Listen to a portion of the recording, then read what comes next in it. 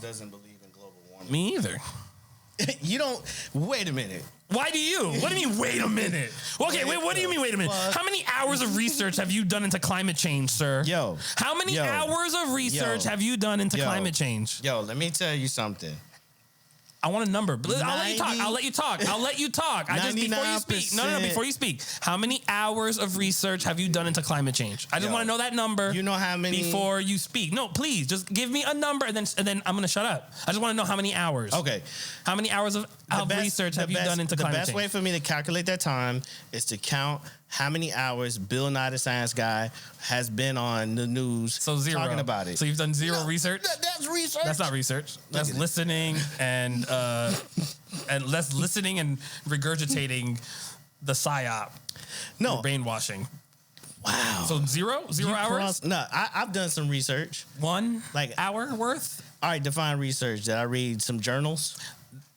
That you read things and then you cross-reference things and you combine things and you were in a pursuit. Nigga, I ain't got time for that. And you were in a pursuit. Bills. And you were in a pursuit to verify and figure out what's true. Fucking bills. I can't be over here. Let me look at this one and this one. This one. How many? So far sounds about right. I work outside. You don't think it's getting hotter? You really want to get into a whole climate change debate here? I got about 20. I got about 20 hours of research in. Just so you know. Let me ask you a quick question. Okay. Is it true that the consensus of the science community or scientists, there's a consensus that the Earth, despite causation, yes, there's an agreement that the Earth temperature is rising. How many scientists? How many scientists need to get to? How many scientists need to get together? I'm gonna answer your question with a question. How many scientists would it? Could you? Let me be more specific. You said consensus, right? That majority of the scientific community. Okay, what number of scientists do you need to have a consensus against it that then it's officially political and not really scientific? How many scientists would it take? So if we do a survey, right? Yeah. If 1,000 scientists, if 1,000 climate scientists signed a paper saying this shit has gotten political and blah blah blah, the climate science has gotten political, and the policies behind climate science are not scientific. If 1,000 scientists got together and said it, would it at least? That would provide some credence to that. That is not real. That is not. Well, no, what it is, because we have to be clear on what we're saying. Mm-hmm. We're not saying that the climate is not changing. It's human impact, causation, right? Yeah. So, and the human importance, because that was just released today. Okay, 1,100 something scientists, which is where I would pull up the. So you're not just pulling hypotheticals. No. I was trapping you. I was tricking you. 1,100 something scientists and climate, whatever, signed a paper saying, hey, this needs to stop being political. Well, yeah. So you got to ask about why don't we have nuclear power? Meaning, you got to ask. There's context to why why they went that route, because clearly they're not applying this. They're not, how can I say this? The scientists are moving in a more moral direction, like an objective direction, where politicians are using this to propagate whatever they want to do, or even to increase their votes because I'm more green, and then you have the Conservative Party, who there are some climate deniers. There's a lot of majority of them are climate change. The majority deniers. Of what? Of conservatives don't believe in climate change. This is what happens when you don't do research. What? Because when you don't do research, you just blindly follow the main narratives. Man, I listen and bullshit. to The majority of conservatives believe in climate change. They don't believe in the political capital climate change where we have to destroy our society in the name of climate. Well, that's why this conversation is so hard to have, because there's so many. But it's not. It's very simple. It's very simple. Solar energy, right? Solar energy, we're taking these huge panels covering huge, vast amount of land. All these pieces and parts need to be manufactured in China, giving China more power than that they already shouldn't have. And all these panels, do you know what percentage of the solar energy is able to be captured by these panels? It's an extremely low percent. So your argument is more so the how we do it. But, well, yes and no, because how we do it. So we have these solar panels created in China that are very inefficient. And we already know that nuclear power is safe and extremely efficient and extremely green. So if the environment was the end of the world, is the argument nuclear power or like burning coal? You know what I'm saying? The argument from my point of view is you research nuclear power, research solar energy, research wind energy, do the research that you would do if you became the world dictator and you legitimately need to help create the best circumstances for humanity living on Earth and keeping the environment in your mind. And you would come to the conclusion that we should be focusing way more on nuclear energy if we cared about the planet, and not solar energy that's just benefiting China and is super inefficient and is not good for the environment. So that's fine. I can get on board with all of that. No, wait. So my point that I want to make though is I am nobody sitting here. I'm not a fucking scientist. I'm not an expert, whatever. The fact that I know these things, I cannot forgive the people in power that they're not implementing these things. So that's one of the reasons, one of the proofs that I call bullshit. They don't actually care about the environment. So they're pretending to care about the environment the same way they pretend to care about the 2020 elections. No, the 2020 disease. I don't know. Can you say it? Can you say it? I don't know if that's changed. But just in case we don't want to be shadow. You know we're allowed to talk about masks now. Like masks? Like we're allowed to say on YouTube that masks don't work.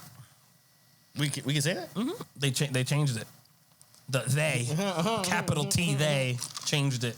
So to elaborate, we all in agreement that the climate is changing to the degree of human causation. That's up for argument. And how serious is it?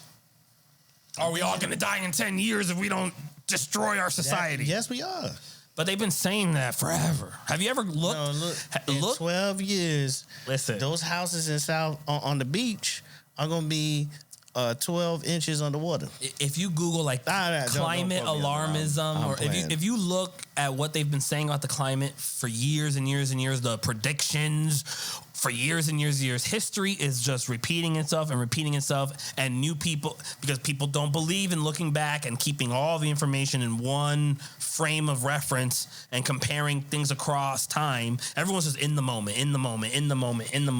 See, not me. I do deep dives. I go back and I look and I see they've been talking about this shit since forever. In 10 years, if we don't do anything, and 10 years later, ain't nothing happened. And blah, blah, blah, blah. Now, then it was, first it was global warming. They had to rebrand. So do you think the Earth's climate was going to change regardless? It's just the cycles of the Earth, right? But do you think the mankind's or humankind's footprint is stepping on the gas to a degree? That's fair. Let's go to that. Let's go to that argument. America. Cows. Okay, let's go to that argument, and then you see that China, India, there's other countries. That's not my question. Well, no, but yes, it is. I'm acknowledging. Let's pretend. I'm giving you that. Let's say humans on Earth are. No, I'm asking. Do you believe? I say to a degree, Yes, which is why if you truly care about the environment, you would be for more nuclear energy. You would be against Chinese practices. That wasn't so hard. Yeah, but I'm arguing against what America wants to implement in the name of climate change. So what I think... And that's what most conservatives are against, which is why I give you pushback saying that they're climate change deniers. They're not climate change deniers. They're climate change policy deniers. The reason why I kind of stood on that very elementary concept or rudimentary concept was so many people have gotten so invested in their side that we got to get to one place where we actually agree to some form. Like, there's because unfortunately what the news or media does, they show you the extreme right and the extreme left. Rarely do they kind of give you the moderates in the middle. I disagree. They show you the extreme right and they show you all of the left. They don't show the mainstream right. You don't think they show? I don't think they show enough moderate liberal. I don't see. Anytime there is no moderate left anymore. It's all gone. Yeah, okay, touche. You have to look at the fringe right to see the crazy shit. But then when you look at the left, it's all the people in power. It's all the main faces of the left are all crazy.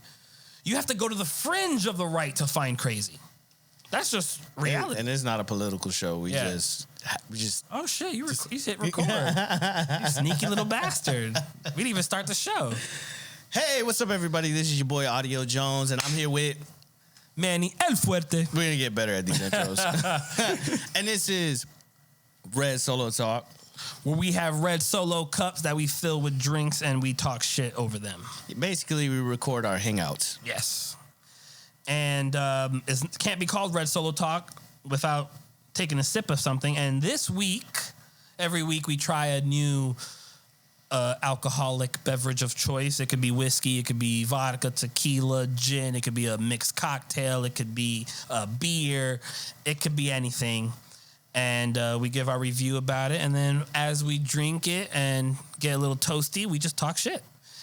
Exactly. So, what episode is this? This is episode 1. Every episode is episode 1 because we are new, better versions of ourselves. Hey, I like that. And this week we have the Ardbeg Corey Reckon. I should have looked up how to pronounce this, but I didn't. Here's the bottle. It is the ultimate Islay single malt Scotch whiskey, non-chill filtered. I'm excited for this. It's turbulent, peppery, with dark fruits. It's from the Ardbeg Distillery Limited in Scotland. Hence, single malt Scotch whiskey. Mm-hmm. And this, because let me ask you a question: is all Scotch whiskey from Scotland? Yes. Otherwise, it would be like cognac has to be from. Otherwise, cognac. Otherwise, it's bourbon. I'm sorry. Yes, brandy. Scotch whiskey that's not from Scotland is bourbon. Is it? Bourbon is a bourbon. I think it's. I might be fucking up. Then it's just whiskey. It's just not Scotch. It was just whiskey. Yeah. We've been pre-gaming, guys. Sorry. So Ardbeg Corey Reckon is named after the whirlpool north of Islay and Jura. Why are you laughing? Because your pronunciation. That's what I said. I forgot to Google. I forgot to Google the pronunciations. But anyways, before I was rudely interrupted, like the thunderous, seething cauldron, it is an intense and powerful expression. Swirling aromas and torrents of deep, peaty, peppery taste lurk beneath the surface of this beautifully balanced dram. Boy. You killing that shit. I don't know what dram means. Beautifully balanced dram. This is the epitome of Ardbeg. Let me. I ain't never smelled a whiskey like that. Shit, that shit is peppery. This smells like Sharpie marker. Hey, on the game. Buy it just to smell it. So we do also, as we try these different spirits, liquors, and wines and whatever, we play a little game where we try to determine what shelf you're gonna find this particular beverage or liquor. Low, middle, or top. So you got top shelf, you got middle shelf, you got low shelf. We're going to see the smell kind of threw me off a little bit. Sharpie marker smell. And this week we're doing something special because as you can see, we got clear glasses on the table. Woo. And the reason we got clear glasses on the table is because on top of tasting the whiskey, my lovely girlfriend, shout out Jalen, gifted me on our anniversary that just passed a cocktail smoker, which is something I've always been curious about, never tried it. So for the first time, I whipped it out. Yeah, that's what she said. And and we're going to taste the whiskey, unbiased, and then we're going to smoke it, and we're going to review the smoker as well. So you get a double whammy, and yeah. Yeah, so a lot of experiences here. It's not just a dialogue between two drunk guys. There's going to be some real, some experiences, some things that you might want to consider trying. So, guys, stay tuned. Make sure you subscribe, like, and comment the whole spiel.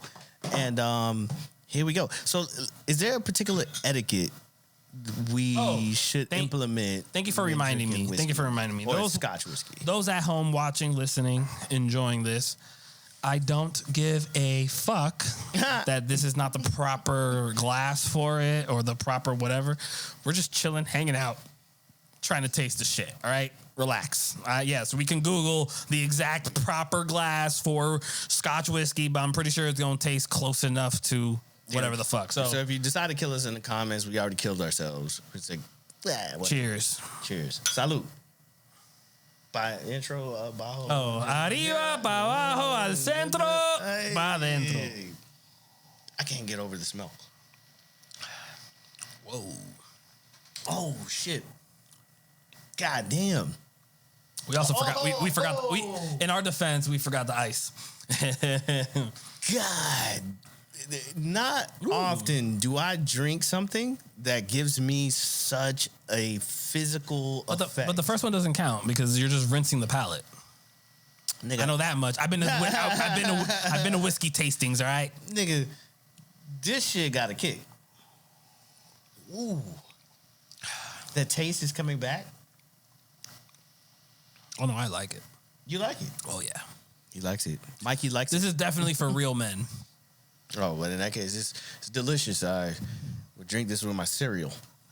It might grow on you because the aftertaste is very unique. It's not even aftertaste. It's more of an after effect. Let me tell you something.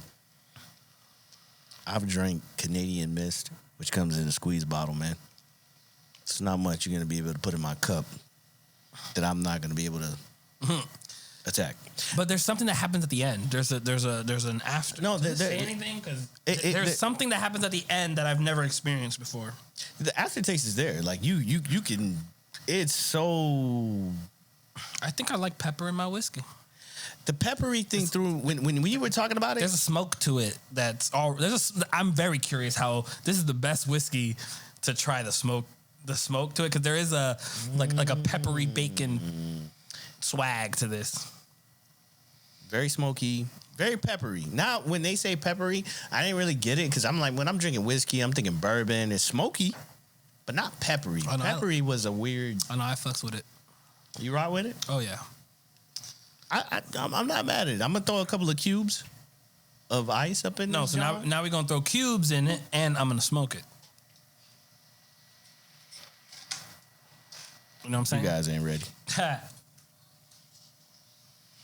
Grab that. I got you, my buddy.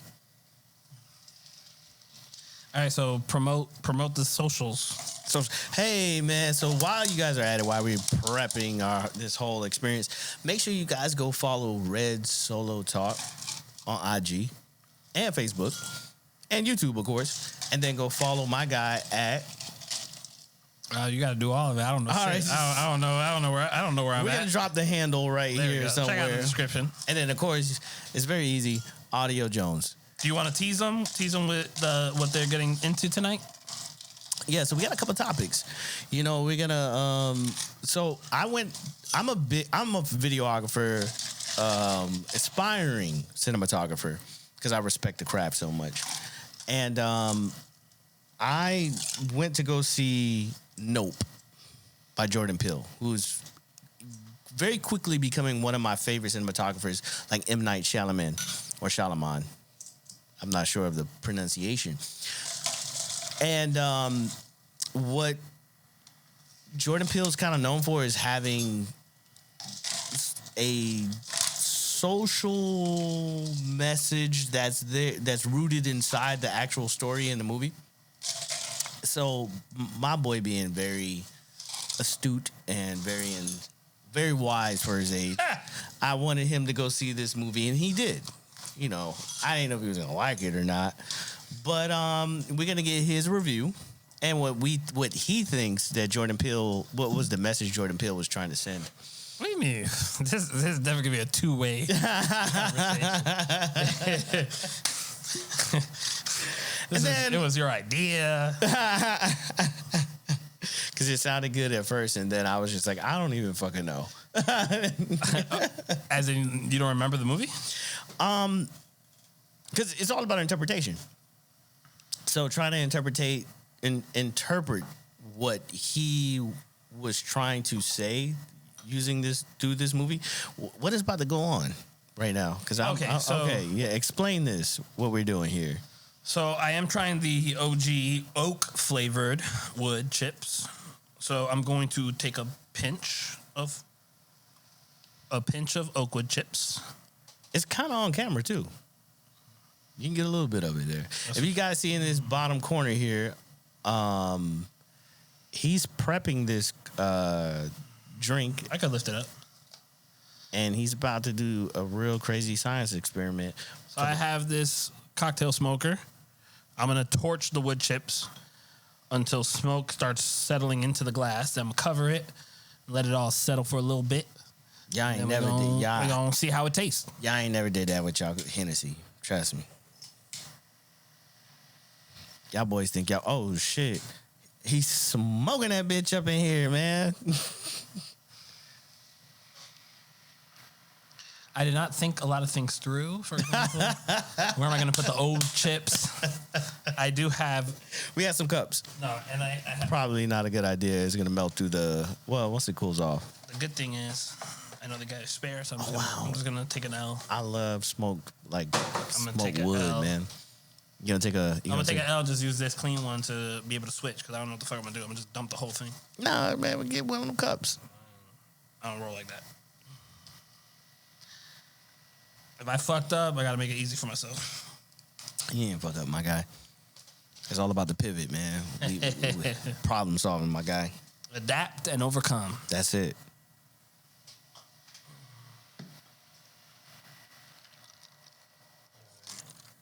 So I'll keep going over some of the topics while he's prepping this.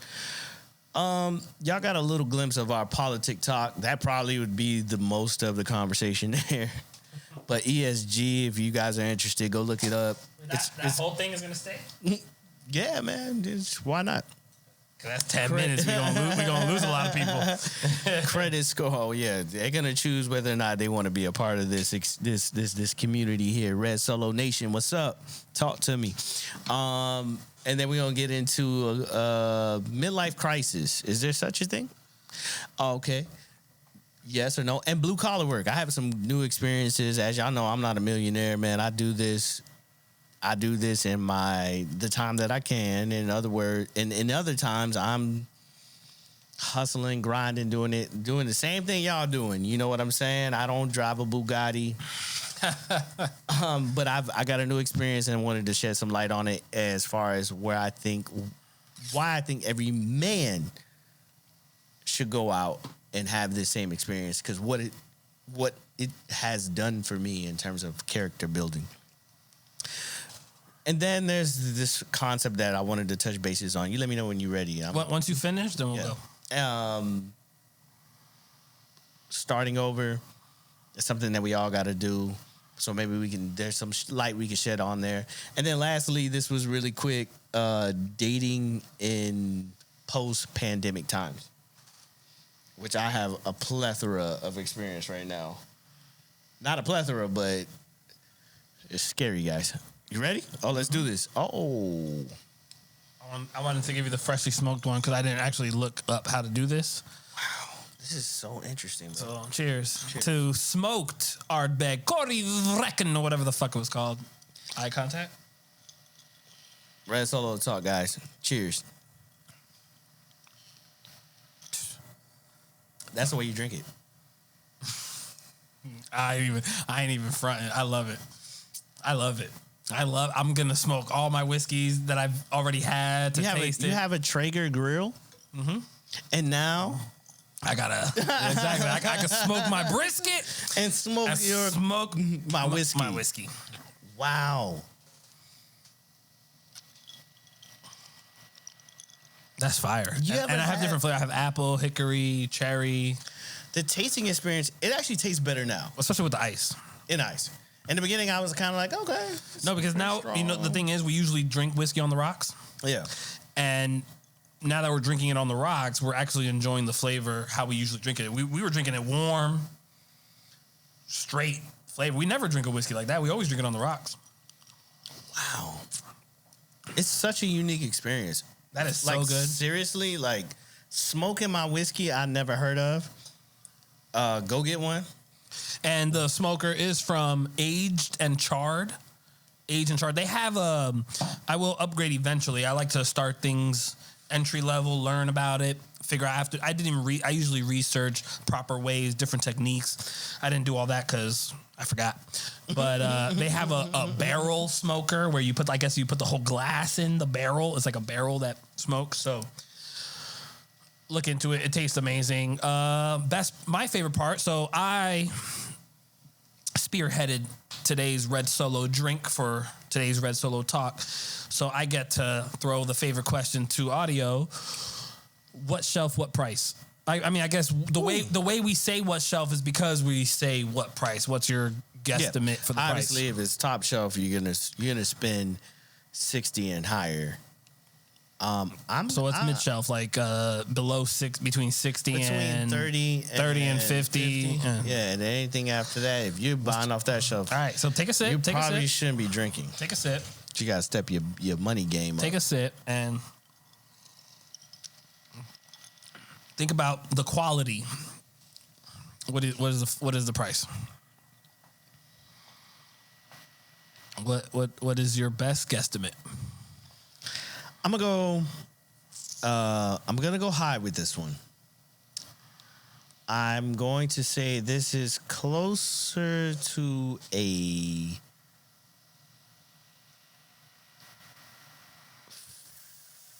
$47 to $54 bottle of whiskey. Okay, are you biased by my income? What the hell? It's $110 bottle. Really? Makes sense. Makes sense. You know what? Wait. And we've had Glenlivet 15 is my favorite whiskey. It's an $85 bottle. You're telling me that this is so far away from the quality of Glenlivet 15? I call bullshit. I say you guys are price gouging.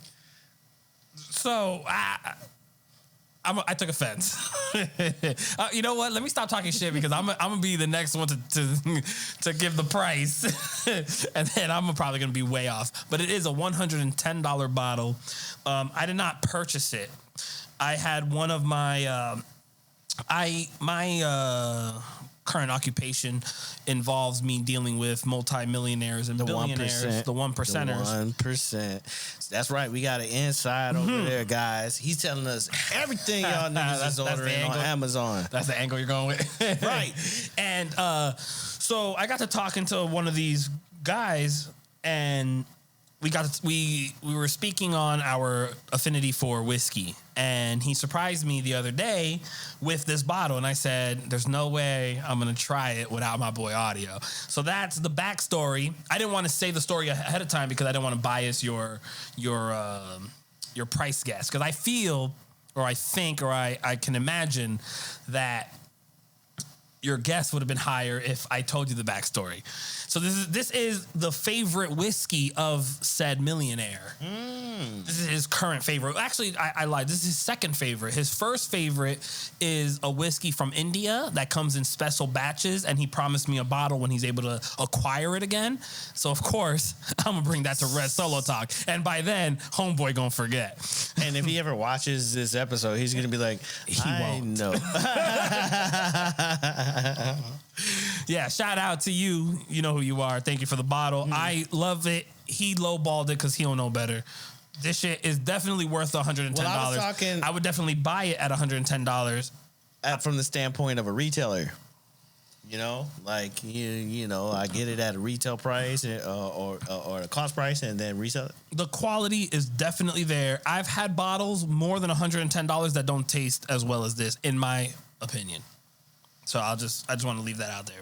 Ignore his $50 guess. I said 54. It's 50%. Literally half. Not good. Not good. $109.99 at Total Wine. But I've been doing less drinking. Oh, so you're out of the loop? I'm a little out of the loop in pricing. But I'm talking shit. Now that you know the price is $110 and you taste the quality, do you say that's appalling? Like, you completely disagree with me? It actually makes more sense.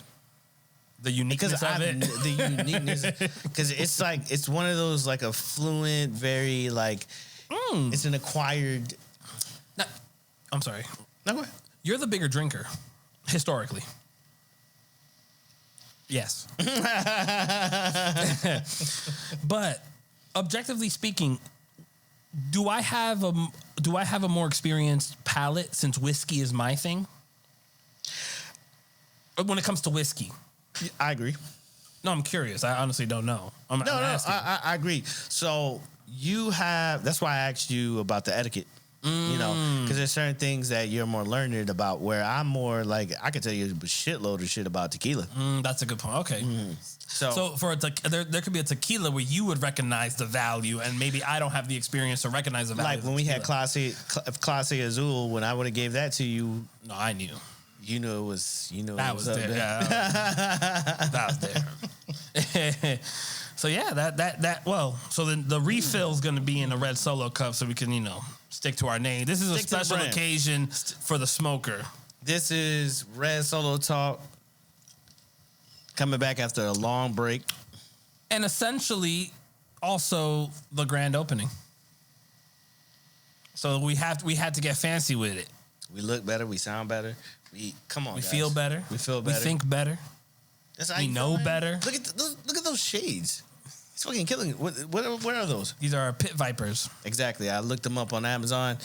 I'm just scared to buy the Amazon version because I'm like, is this real? No, I went OG just because I have a mental thing where I would prefer none than to fake it. If I'm gonna buy pit vipers, I gotta buy pit vipers. If I'm gonna buy Nike, they gotta be Nike.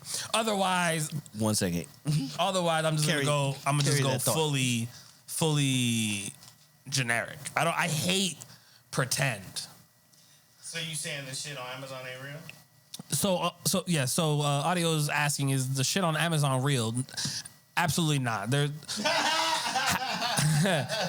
Now, let me just be honest. So, could the average person tell the difference? No. Could I tell the difference? No. It's more of a psychological thing for myself. I personally personally have this thing in my mind where I can't be fake, and if I were to buy fake pit vipers, in my mind, it's almost like I want people to believe that I bought the real ones. Maybe that's irrational, but there's nothing against pit viper. Me personally, I know if I didn't know that the Amazon pit vipers were pretending to be a real thing, I would get them. Ignorance is bliss, but knowing that they're mimicking a real thing, I need to either get the real thing or nothing at all. So trying to buy the ones that I saw on Amazon for $60, $69. Oh, I don't remember how much these were because they might be legit from Pit Viper, just using Amazon as a seller. But because Amazon has so many fakes, I went straight to Pit Viper's website. Because it could be resellers that buy. Yeah, and you know what? To be honest, it could be the same fucking Chinese bullshit manufacturer making the fake ones and the real ones. That's the truth about sunglasses or glasses that I found out at one point that they all come from the same factory. Yeah, it's a matter of principle for me that if I'm gonna wear a brand, so you can read if you get up close, Pit Viper. If I'm gonna pretend that these are from a real brand, I'm gonna give that real brand their credit. Or their flowers, as black people seem to be saying these days. I keep hearing this term. Say it again? Flowers. Like giving your flowers? Yeah, I keep hearing that. That's not a black people term.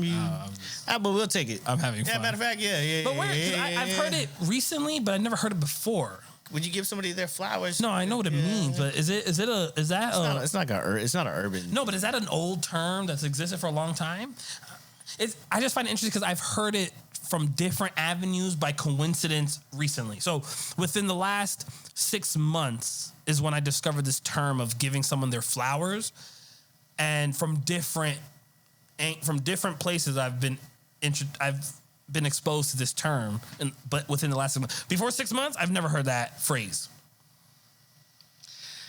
It has gotten sensationalized where people are just like, okay, so I'm not crazy. Yeah, you're not crazy. It's gotten very popular. We're like, we just want to give you your flowers. And it'd be like, no, has it been sensationalized by mostly urban people? No, I'm just kidding. I don't know what the fuck I'm talking about. But speaking of urban, it depends how much urban media are you watching. That is a true point because I'm biased because I first heard the phrase from The Pivot. Which, shout out to The Pivot, amazing podcast, highly recommend it. You get an insight of highly successful people that that they feel more comfortable around their peers, so they expose things that I can recognize from all the hours of podcasts that I've listened to, that I can recognize that they're more open and honest on The Pivot podcast than they would be on some random interview with some random journalist. Facts. And that's what makes a podcast special. The ability to speak to a degree, openly, freely in long form. Freely in long form, where you kind of like getting chopped up into sound bites. You know, we get to say what we want to fucking say. What's going on here? We're supposed to be an hour and a half. We haven't even started the topics. But speaking of urban. Whoa. Shout out. Should we get insulted by the word urban? Why? Right? No, I've never even contemplated the idea of being insulted. Yeah, so you have to. You obviously have an angle of logic that if you were to defend the idea of urban being offensive, you have some idea of what that argument would look like. So if you go into coming from the music industry, when you think about mainstream, you're like, oh yeah, it's mainstream, and then there's the urban charts, which is kind of weird because a lot of the urban charts make it to top 40 and top 10, top 5 and shit. So it's kind of like, why make the differentiation? See, I always considered urban in the sense of the definition of urban versus suburban versus in the right context. So I always consider urban as in initial context. I think I think urban, I think New York City, Chicago, LA. True. I just think of the because as it's used, you know, like it's an urban city. Miami. We didn't say a ghetto city. We're just saying that. Yes, urban. I differentiate between ghetto and urban. Now, if people tie them together, I can see an offense, but I have them as two completely different things. So we're about 38 minutes into the show. And this show only runs for an hour and 30 minutes, guys. Allegedly. We have 10 minutes of scrap in the beginning that we can remove. So let's go to Nope. Yeah, let's go to it. You watched it. Okay, so spoiler alert. If you haven't seen Nope. Oh, yeah. If you're watching this, the year is probably 2027. Wow. Shade being thrown. No. You see, it's shade, but it's also forward thinking. I'm assuming in 2027 we're going to be so popular that people are going to be coming back to the beginning. That's the angle I was going for. But anyways, that's a good save. No, that was honest. No, not playing. That's the truth. Yeah. So, spoiler alert: if you haven't seen Nope already, we're going to openly talk about our thoughts. So we're not going to think about spoilers or what we're, if you haven't seen it yet and you listen to this, it's going to fuck up the movie for you. It's your fault. So this is your topic. This is my topic. Yeah. So I want to know what you thought. I want to know your motivation to even ask. So, Nope. Not Nope, but Jordan Peele, as great of a director, cinematographer, writer that he is, he finds ways to take things that are going on in society and puts it into his movies, right? Very well. When I got to Nope, I'm not gonna lie, I was confused as to the message. I think I know what the message is. So if you go to It's Us or was it Us or It's Us? Us. I know Get Out, and then Us. Yeah. Us, right. Those had very specific concepts in terms of society, right? So Get Out was obviously there's a racial element for sure, right? So what I presume that Nope was kind of clawing at is us trying to monetize things that probably we shouldn't try to monetize. Nope. Yeah. Oh, that's a good take. That's my only take. No, I can so see I that. hope that. Well, okay. I want to go deeper than that. Okay. So, like, we try to sensationalize and monetize everything when sometimes it's an experience and it wasn't meant to be monetized. So I'm sorry. Which creates toxic behavior. Yeah. So I agree with that. Okay. And if you watch the movie, you'll probably agree with that too. I saw the movie, and I saw the movie, and I'm walking away from the movie, and I'm thinking, we have abstract music, correct? Wouldn't you consider EDM abstract music? I'm sorry. We have abstract art. Yeah, I wouldn't EDM. I wouldn't say abstract. We have abstract art. You would have to go if you would like minimal house would be abstract. Do you agree that we have abstract art? Yeah, Picasso. But in general, abstract art. It's the father. Someone just sprayed paint. The artist had their feelings and their mood and their intentions when they created the abstract art. But at the end of the day, there's no way to discern the actual motivation and meaning that the artist had when they made the abstract art, because one of the things that makes it abstract is that the viewer gets to impart what their experience and their beliefs as to what it all means. That's what I meant to say by that's why it's EDM. Interpretation. So when you consider art, visual art, okay, or 2D art, I should say, abstract, you give your own meaning to it. EDM, there's no words really, and even the ones that do have words, like the ones that do have words, EDM as a whole is the umbrella. And I'm yes, and I'm speaking layman's. Layman's. You know what I mean. I'm in the music industry. I can't help that's what I mean. If you listen to Tupac, he's very specific. When you listen to lyrical music, the lyrics should say something. Bjork or like one of these like really I knew I shouldn't have brought up music. Continue. Bjork. So you have these like really abstract artists where it's like we can sit here and try to like in most cases you don't have to try to figure out because the music is so direct or the art is so direct. So, but go ahead. Let me digress. Rewind. No, let me rewind. Okay. I don't want to digress. I want to rewind. Okay. Music without lyrics can be interpreted by the listener in any way, regardless of what the musicians that created the music without lyrics were motivated by, their intention, their feelings when they created the music. At the end of the day, when there's no lyrics explicitly saying this is what this is supposed to mean, when you listen to music, what you get from it, what you feel from it, is up to you as a listener. You don't think that there's a language being spoke? Like you can hear something. So that's universal. So 20 people hear the song, they're all gonna feel the same thing and understand exactly what the person was feeling. If 20 people listen to Beethoven, they're all gonna know exactly what he felt the moment he was. They know exactly what that means. But you know what I'm getting at. Yeah. Okay. So we're getting in the weeds. But you obviously have abstract art. I'm just trying to say that there's a version of that in music. Okay. Yes. Abstract art exists. Exactly. Yes. When I saw Nope, I recognized it, in my opinion, as my first experience in abstract movies. I couldn't identify a very clear, concise, in your face message or theme. It very well felt abstract, but still an amazing movie. And the curiosity got to me. So I kind of like your take. I like you have the fact that he has these memorized. Oh, of course.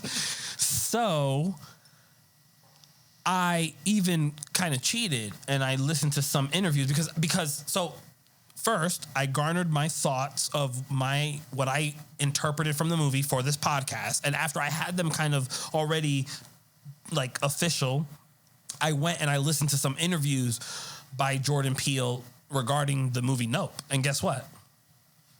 I was right. No, I was right.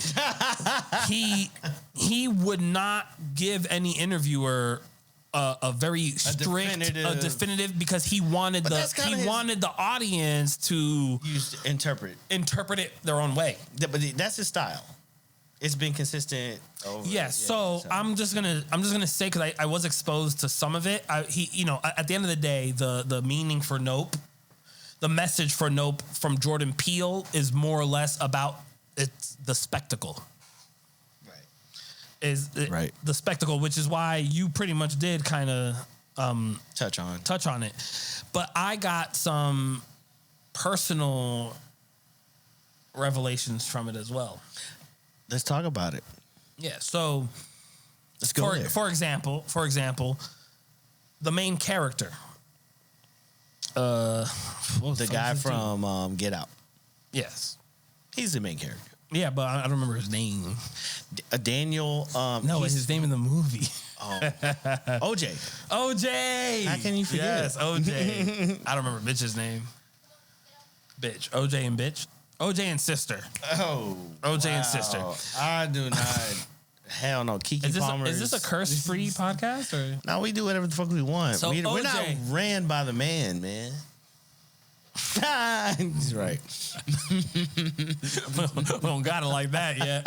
We don't got it to be talking like that yet. You do? We y'all bitch for now, but wait till episode 1050. All y'all bitches. There was a lot of things that I interpreted through the abstract angle that I took. For example, the child actor.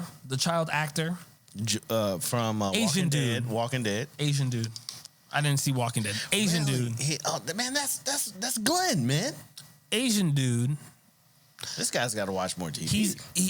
So the audience is exposed to Asian dude's trauma as a child actor, yet he doesn't acknowledge it when asked about it. So in the moment when he goes in the back and he's asked about the whole situation. Spoiler alert.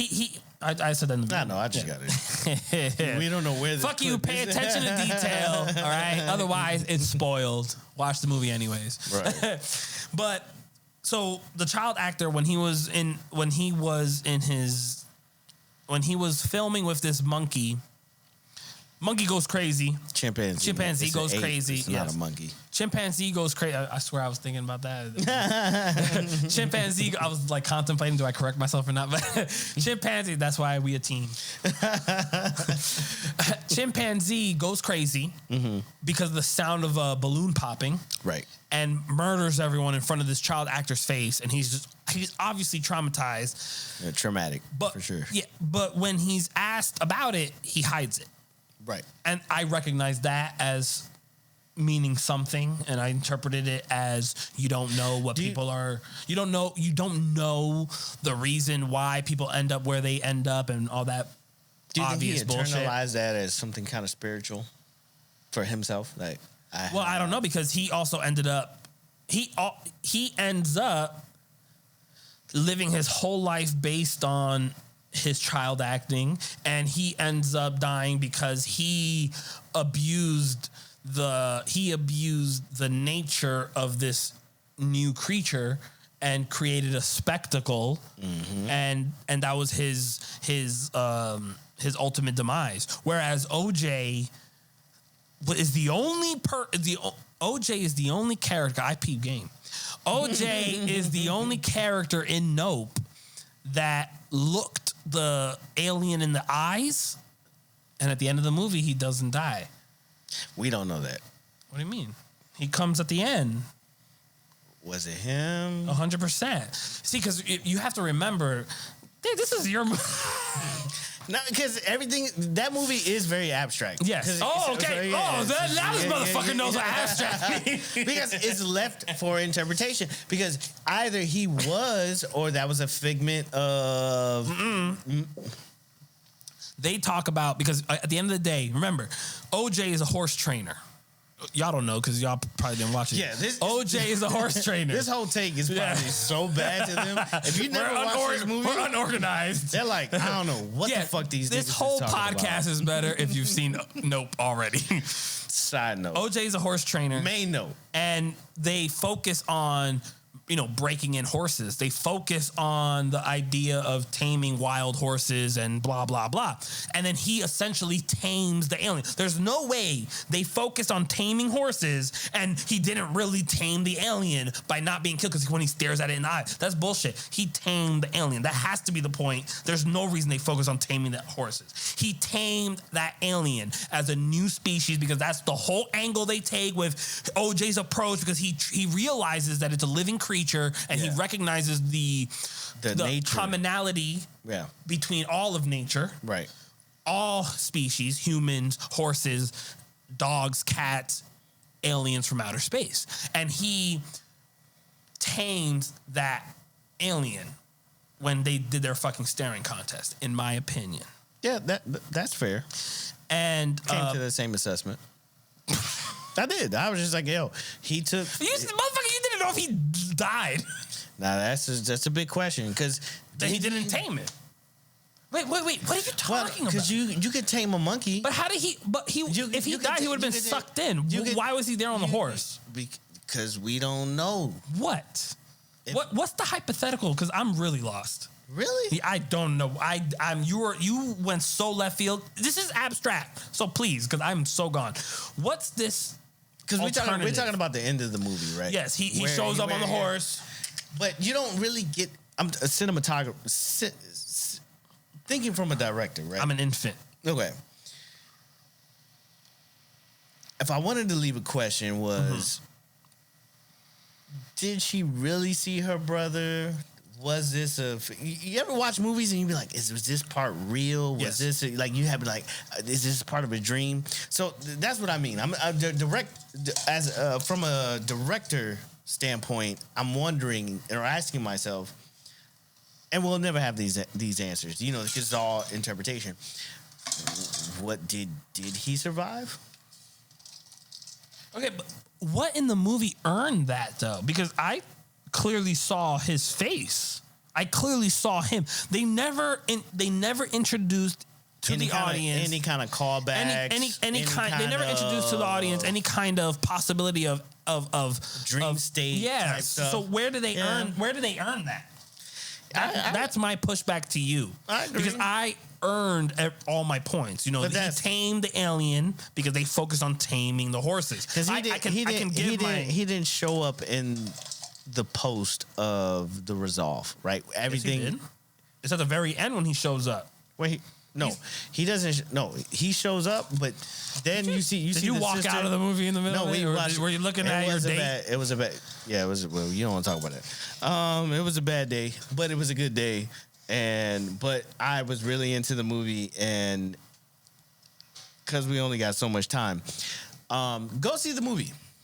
And in your comments, come back and tell us, did we know what the fuck we were talking about, or we were just two drunk fucks? You're lying, because I forget that we're recording something. But I want to just make sure I covered everything else that I interpreted. Oh, well, actually, while I think about that, from a videographer point of view, what was your experience? Cinematographer.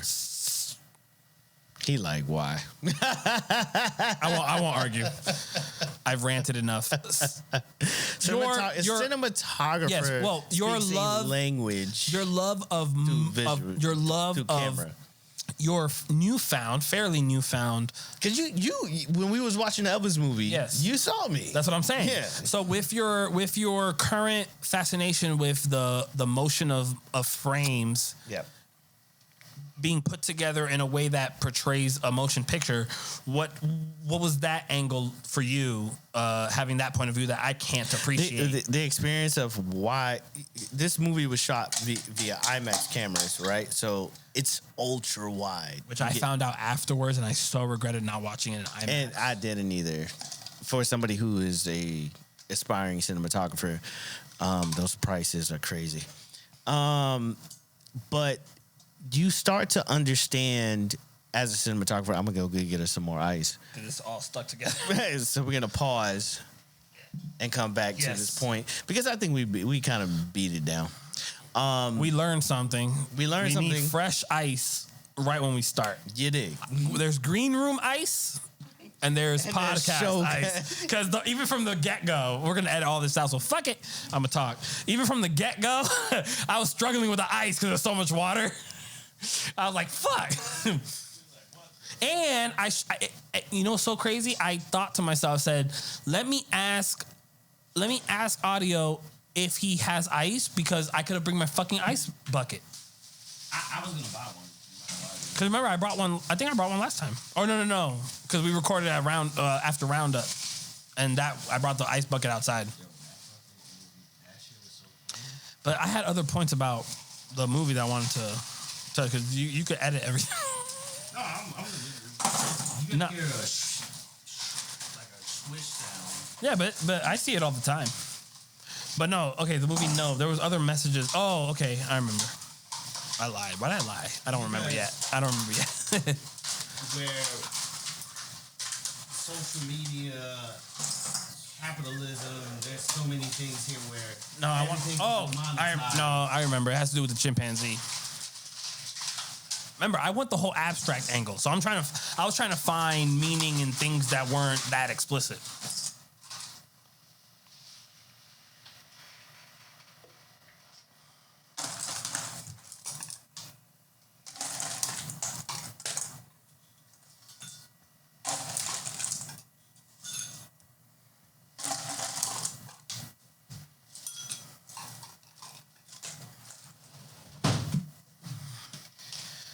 And we're back. And just like that, we're back like a heart attack.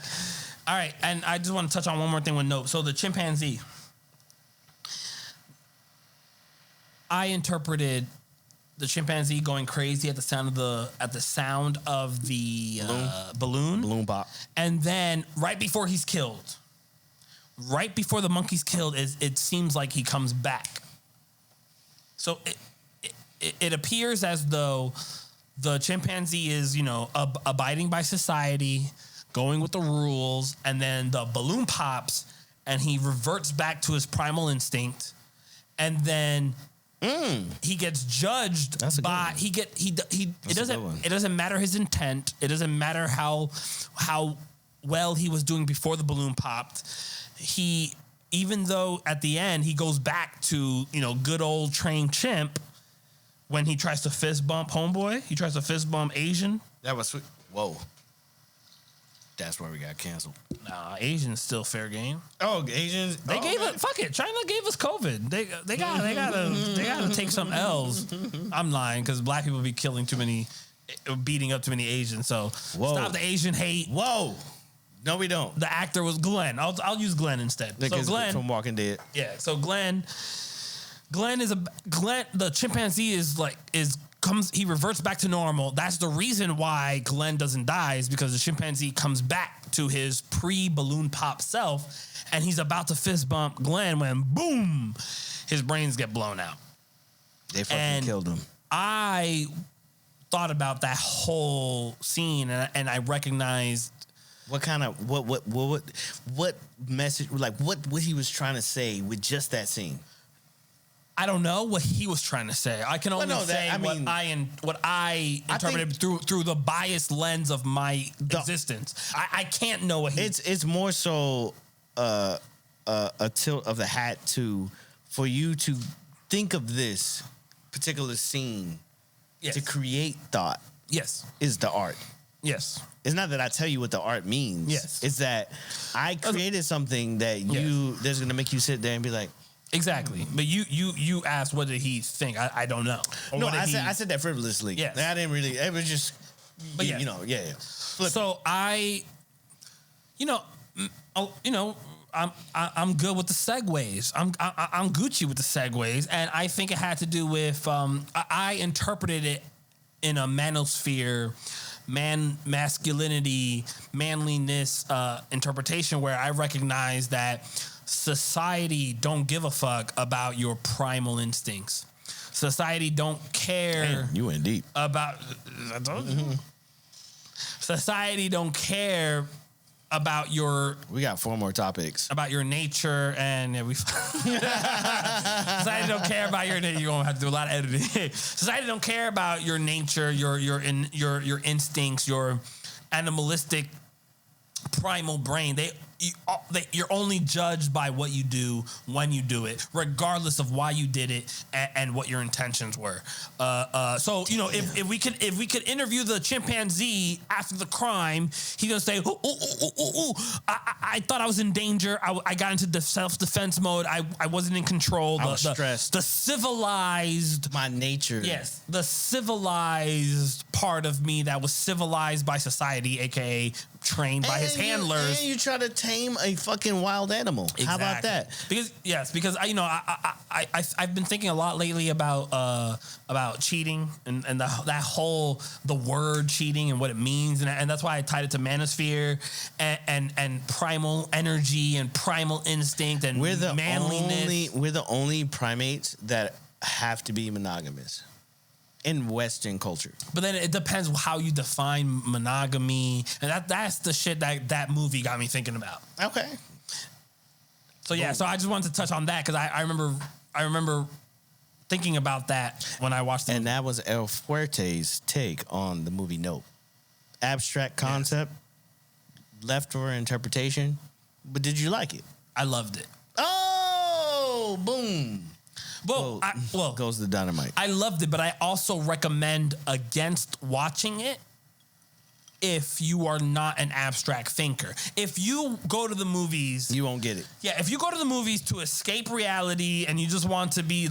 you just want action, you want a clear story, you want point A goes to point B, goes to point C, follows the typical rhythm, then Nope is not for you. If you liked Interstellar...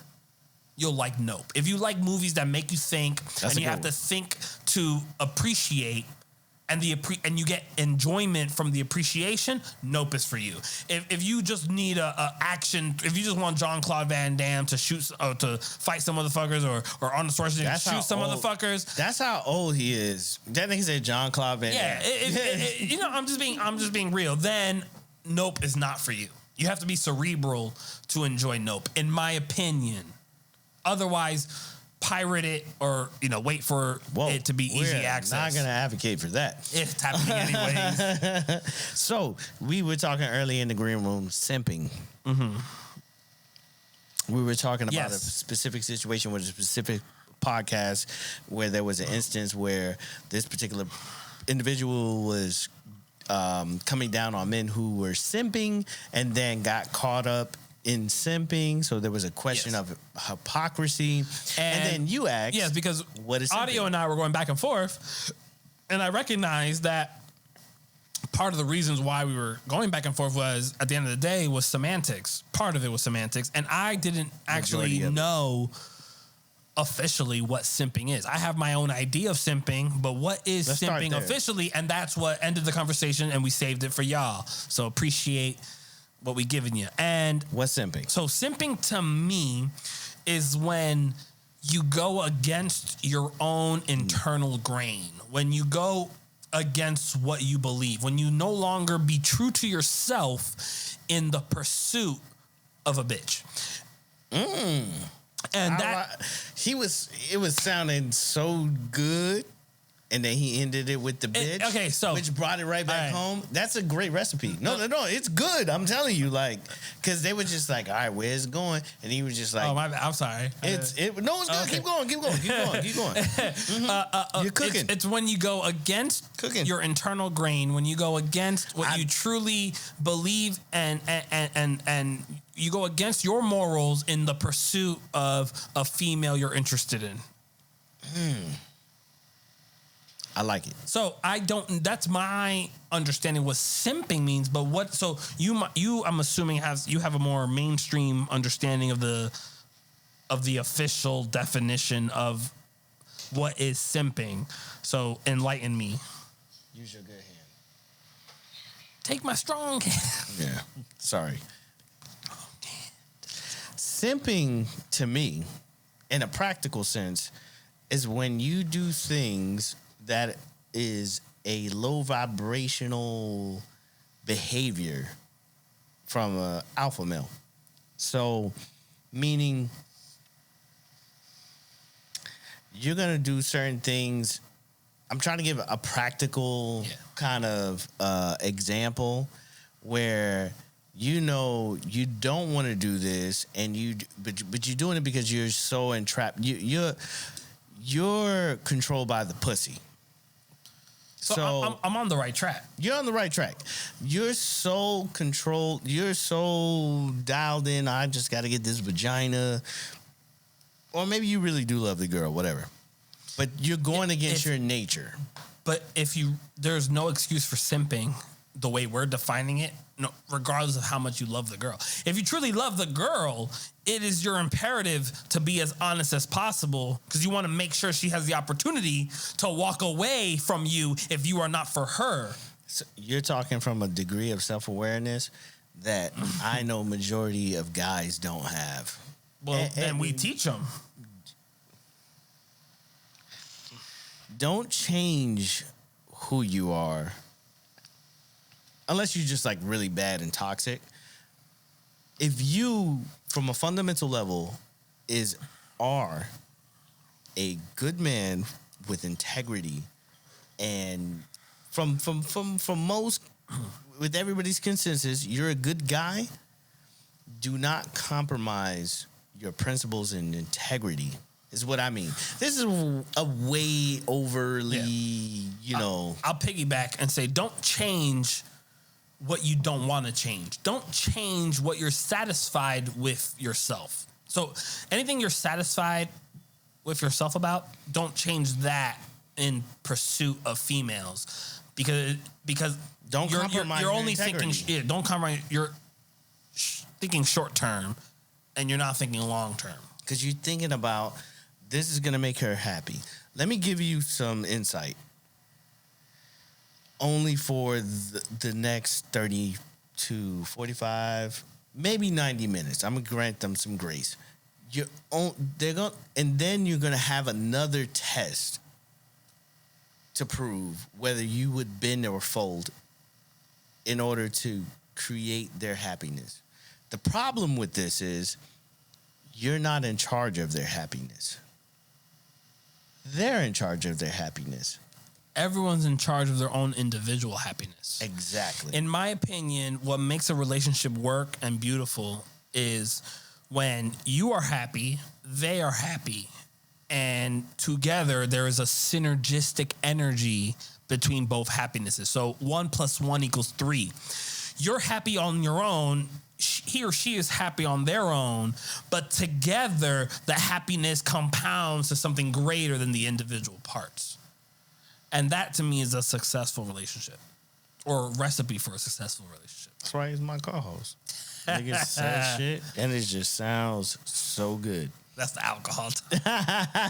We gotta listen back and find out. But yeah, so simping is moving, because it's kind of hard, because I want to say it's moving against your nature, but do you agree that some guys' nature is to simp? Some guys' nature is to simp. Unless we think on an objective level that all men are meant to be primordial. Yeah. I would say some guys' circumstances are to simp. I don't want to say name. I mean, I guess technically there are some, yes, because even in the wild, in the lion packs, in the monkey packs, and they have betas and alphas. So yes, technically you have beta males, because that simping is pretty much a litmus test to alpha versus beta. I know you don't like the term alpha anymore versus beta and sigma. Yeah, but I watch that shit on YouTube. I watch it. Because you heard of sigma. There's alpha and there's also sigma now. I forgot what it meant. I would have to look it up. But there's a sigma male now. I was on a dating app and seen pansexual, and I was just like, anytime that I have to go to the dictionary or Google to find out what do you know what pansexual means? I swear to God, I don't. So pansexual means you only care about personality.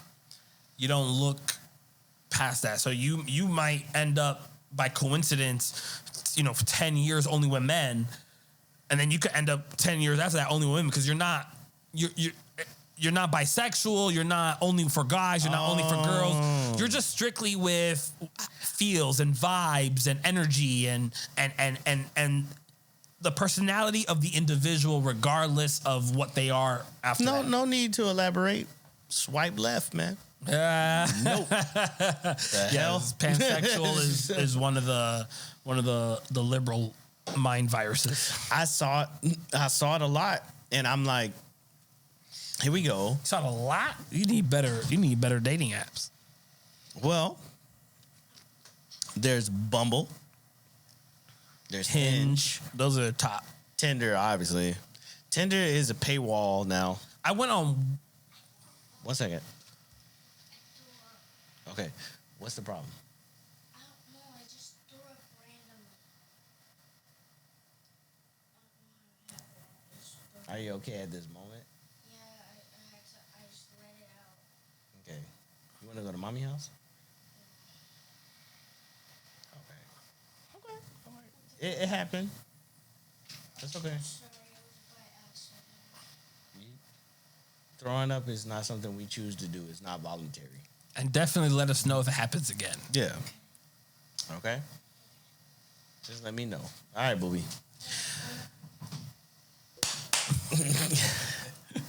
Okay, so dating, social media, dating. I went on one Tinder app. You went my on whole one life. Tinder app? And I went on one. You went on one app. I went on one date that was from a dating app in my whole life. On gang. Like in a real person date from a dating app, only one in my whole life. I did, me too, and it ended up in 7 years. Mine ended up in one date.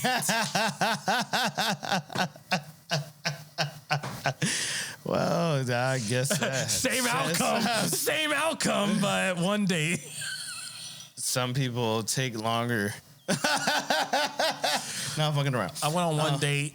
She was very lovely. It was all me, not her. Damn, that's so cliche. That's such a cliche thing to say, but I get it. When you say, it's not you, it's me.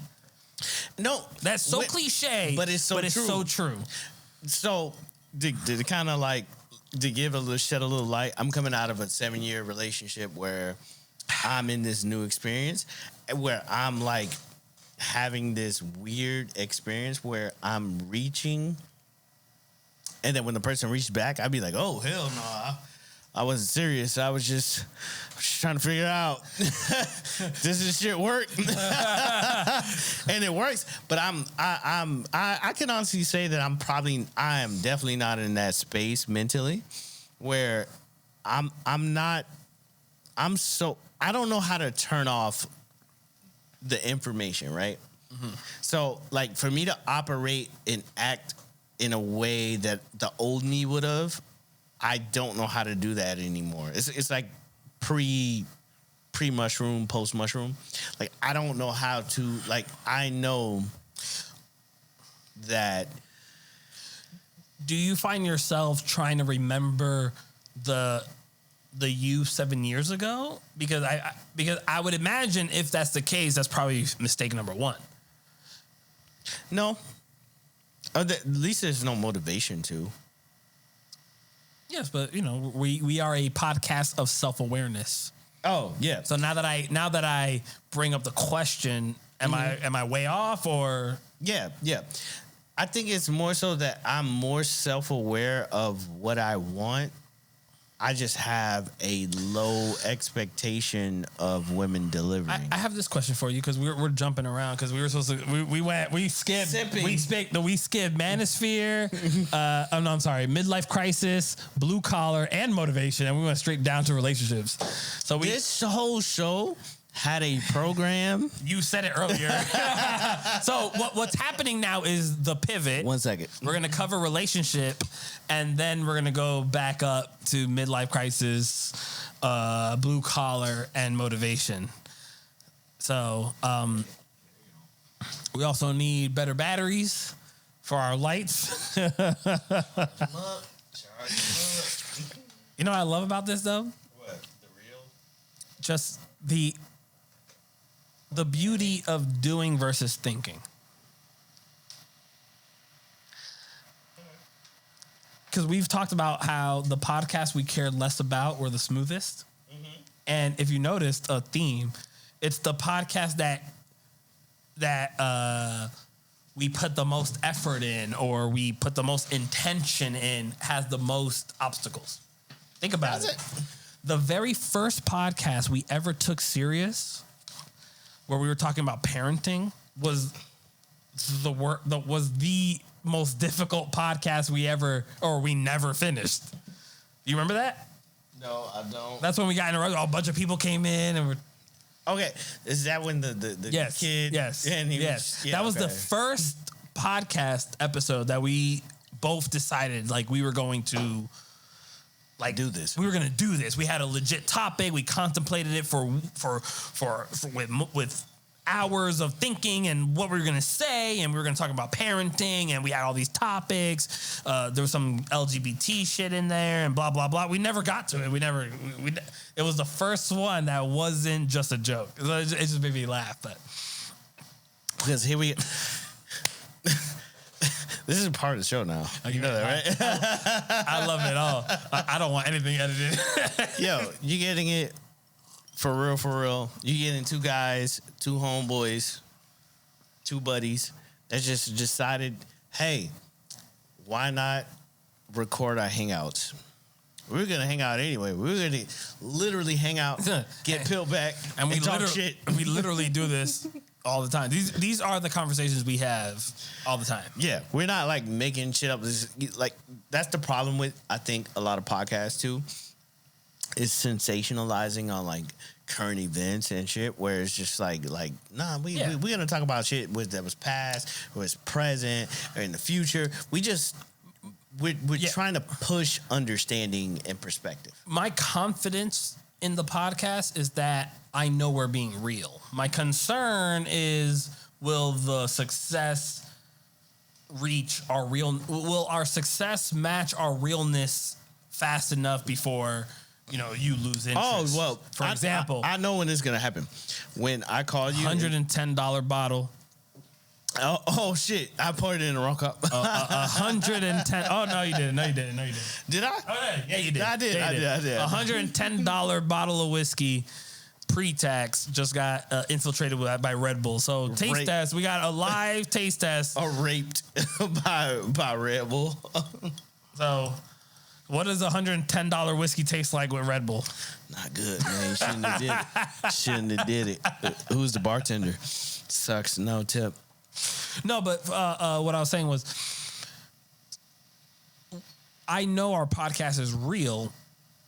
I do have a concern where I know when it's gonna when I call you and I be like, yo, I want to do this, and you be like, yeah, yo, so I've been talking to my people and shit, and I be like, yo, where the fuck the people came from?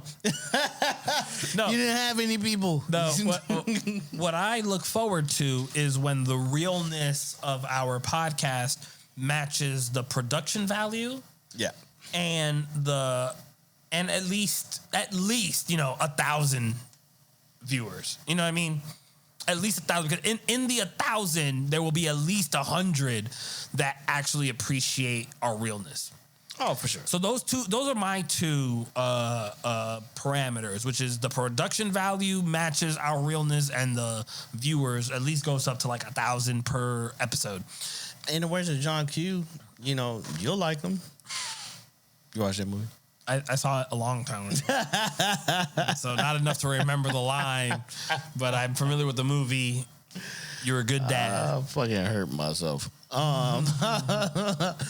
So, yes. All right. So, simping.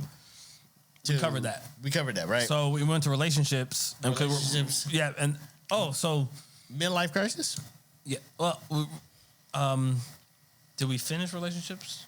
I feel like I have You had this something to feeling say? that I had a question for you. We can go to 2 hours, baby. Let's go. You ain't lying. Fuck it. Okay, you know what? Fuck it. Midlife crisis. So this is my thing, I guess, right? I brought this up. Yeah, you brought it up. Yeah. nigga. So midlife crisis. It's on you, buddy. I believe that, or I know that there is a connotation to midlife crisis.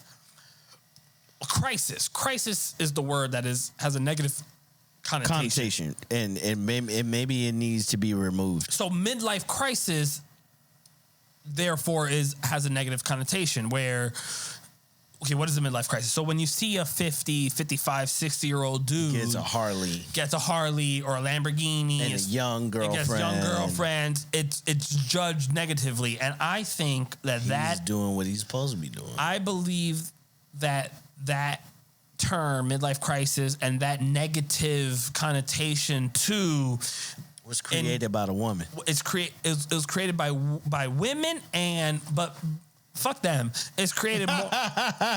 It's just created by the members of society that do not appreciate success. Because I was thinking, whatever the case may be, I was thinking about, because I guess we'll get into it because this is part of the green room talk. So I'll just get into it. Let's go. But I don't think I ever finished my point. So I'm in the shower and I'm thinking about, when men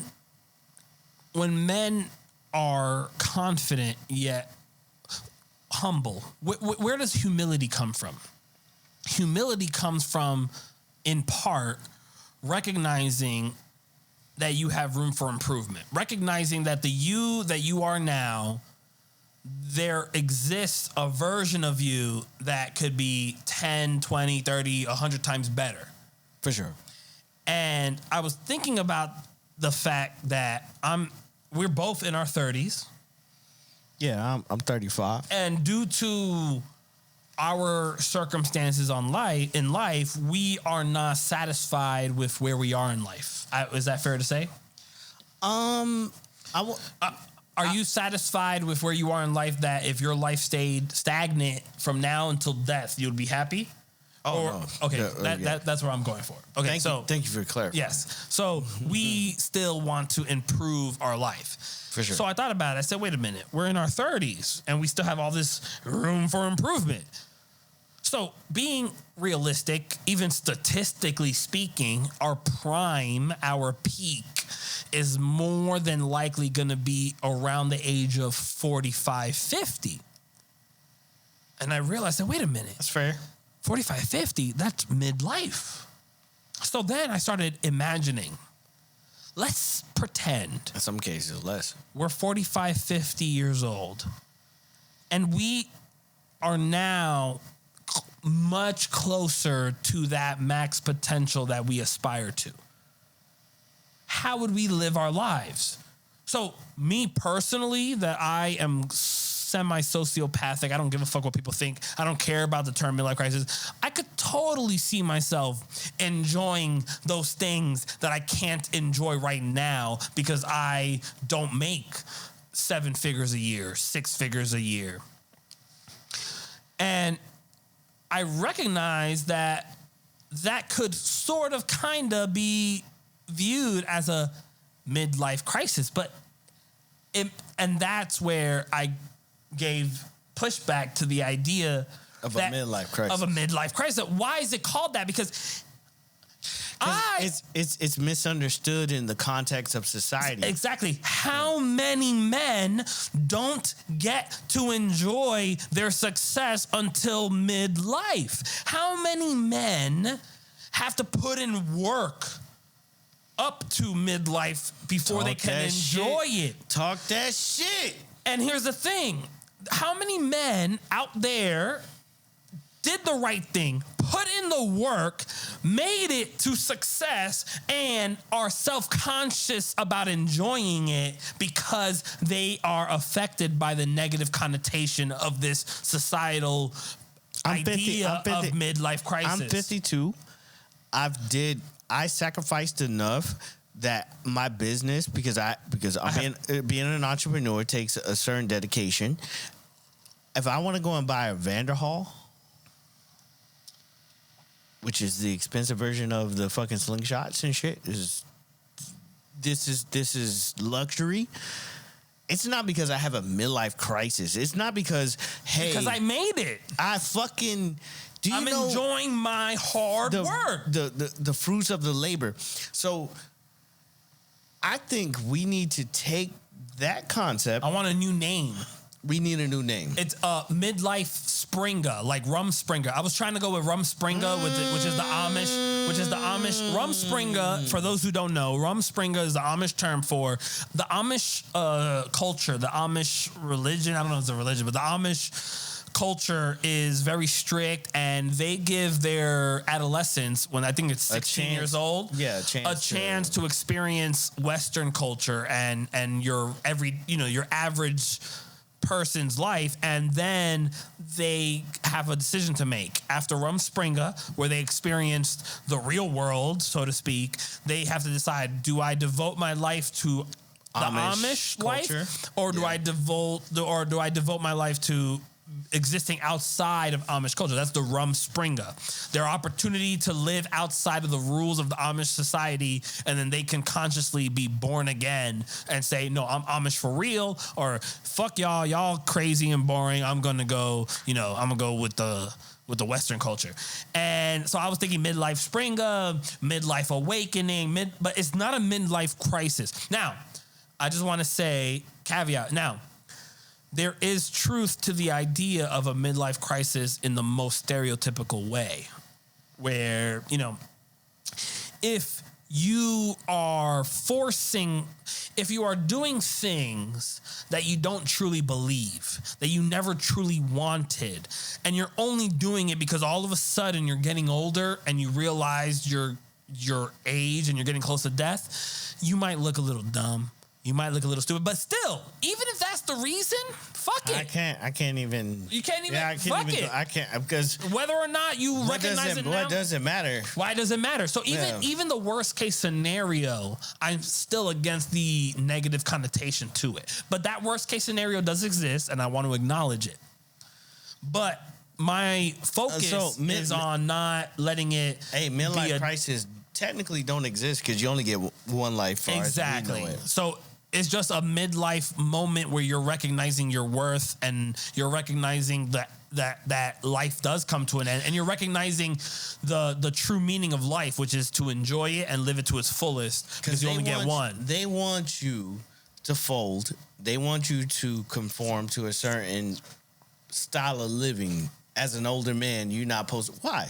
And I was guilty of it because I used to cop out, and I have an interesting childhood that we'll get into eventually throughout the journey of Red Solo Talk. But you're familiar with what I'm talking about, and 100%. I used to tell people I'm retired from the game. What I meant by that was I'm retired from nightlife. I'm retired from running around, experiencing things, because I experienced so much at a younger age.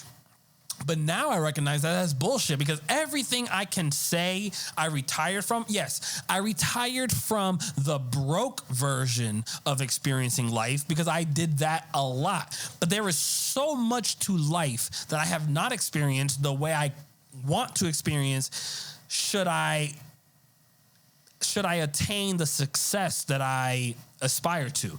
And I don't think there's any shame in eventually reaching that level of success at 40, 45, 50. I don't give a fuck because life is hard to navigate. Hard to hard to like prepare for. Hard to prepare for. Life is hard to prepare for. So you don't know how long it's going to take to get to a place where you can enjoy life to the imaginary world where the world is your oyster. Yeah, because there's so many things that when you start thinking about nature and nurture, there's so many things that come, not to get down into the weeds of it. Yeah. I'm a motorcycle rider. I only had a 250 Ninja. To be, fully. I've only had a 250 Ninja, but I like motorcycle riding. I've always been curious, what would a Ducati be like?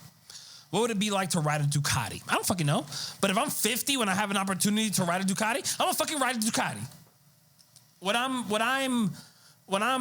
If I'm 40 years old, when I get to, I don't care about the age.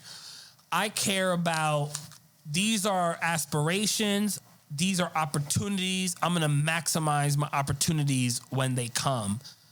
If they come, should they come, regardless of any negative connotation to I'm too old to be doing that. I don't believe in that anymore. I think it's a psyop to trick people who are in blue collar labor. Whoa. Segue of the century.